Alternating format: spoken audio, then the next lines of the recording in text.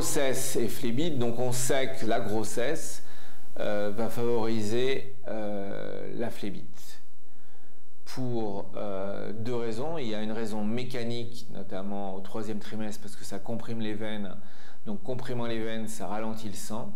Deuxième élément, c'est qu'il y a des modifications de la coagulation liées à la grossesse, liées à la protection du bébé, liées au placenta. Donc tout ça fait que ça va modifier la coagulation et donc ça va favoriser la survenue d'une phlébite. En général, les femmes enceintes, bon, on leur dit de bouger, de porter une contention, mais cela dit, il arrive qu'une femme enceinte puisse avoir une phlébite, auquel cas maintenant on sait tout à fait les traiter avec ces médicaments, on les met sous anticoagulants. Le problème qui n'est pas facile à gérer, c'est l'accouchement.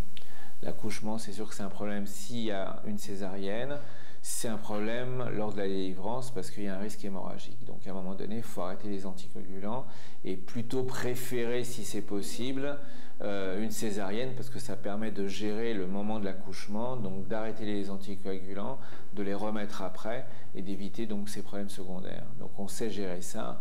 Alors effectivement, la complication majeure, c'est ce qui arrive heureusement, exceptionnellement, c'est l'embolie pulmonaire pendant la grossesse, mais là c'est la même chose, hein, c'est-à-dire que ça se traite par anticoagulant, c'est quand même rarissime.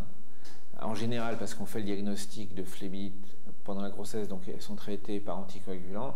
Si malheureusement il y a une embolie pulmonaire, on traite aussi aux anticoagulants, voire avec des traitements plus complexes, mais c'est rarissime, heureusement.